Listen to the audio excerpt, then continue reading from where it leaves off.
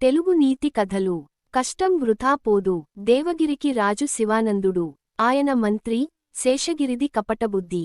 రైతు సీతయ్య పొలం పక్కనే మంత్రిది కూడా ఉండేది. చాలా ఏళ్ల క్రితమే కొన్నా. అస్సలు పట్టించుకునే వాడు కాదు. ఒకసారి మంత్రికి పొలం గుర్తొచ్చి వెళ్లి చూస్తే అదంతా పిచ్చిమొక్కలు రాళ్ళూరప్పలతో నిండి ఉంది. దీన్ని శుభ్రం చేయడానికి చాలా సమయం పడుతుంది. ఖర్చు కూడా భారీగా అవుతుంది. ఇప్పుడెలా అని ఆలోచించసాగాడు మంత్రి. ఇంతలో పక్కనే ఉన్న సీతయ్య పొలం పచ్చగా కళకళలాడుతూ కనిపించింది. ఎలాగైనా దాన్ని సొంతం చేసుకోవాలనుకున్నాడు.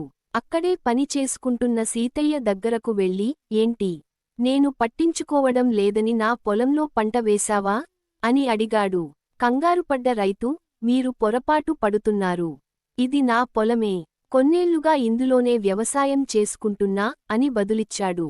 లేదు లేదు, అదిగో పక్కన రాళ్ళు పిచ్చిమొక్కలతో కనిపించేదే నీది అన్నాడు మంత్రి. దాంతో ఇద్దరి మధ్య మాటామాటా పెరిగింది. సీతయ్య వెంటనే న్యాయం కోసం మహారాజు దగ్గరకు నడుచుకుంటూ బయలుదేరాడు.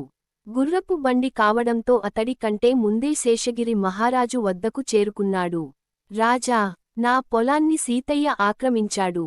పక్కనే చిట్టడవిలా ఉన్నదాన్ని నాదంటున్నాడు అంటూ నమ్మబలికాడు. మంత్రి మాటలే నమ్మిన రాజు ఆ పొలాన్ని వదిలేయాలని సీతయ్యను ఆదేశించాడు. మరో దారి లేక ఆ రాళ్ల పొలాన్నే సాగుకు అనువుగా మార్చుకోవాలని అనుకున్నాడతను. నెల రోజులు కష్టపడి పంట వేసేందుకు సిద్ధం చేశాడు. ఒకరోజు మహారాజు, మంత్రి పక్క రాజ్యానికి వెళ్లి తిరిగొస్తున్నారు. ఇంతలో దారి పక్కనే సీతయ్య కొత్తగా పంట వేస్తున్న పొలంతోపాటు ఇంతకు ముందు వేసిన చేనుకు నీరు పెట్టడాన్ని రాజు గమనించాడు. సీతయ్యా, ఆ పొలం నీది కాదని చెప్పాను కదా, మళ్ళీ ఎందుకు నువ్వు చేనుకు నీరు పెడుతున్నావు అని ప్రశ్నించాడు రాజు. మహారాజా, ఈ పొలాన్ని మొదటి నుంచి నేనే చేస్తున్నాను.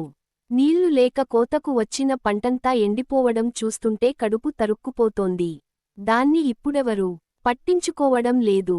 అందుకే నీరు పెడుతున్నా అని బదులిచ్చాడతను. చేనును ఎందుకు పట్టించుకోవడం లేదు అంటూ పక్కనున్న మంత్రిని ప్రశ్నించాడు రాజు. అందుకు మంత్రి తడబడుతూ పొంతనలేని సమాధానాలు ఇవ్వసాగాడు.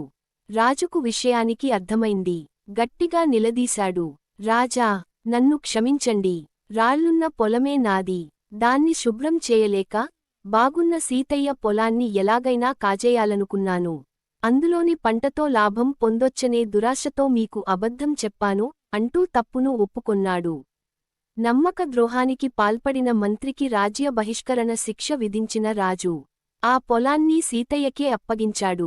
కష్టం ఎప్పటికీ వృథాగా పోదని, అలానే మోసమూ ఎక్కువ కాలం దాగదనుకుంటూ రాజుకు నమస్కరించాడు సీతయ్య.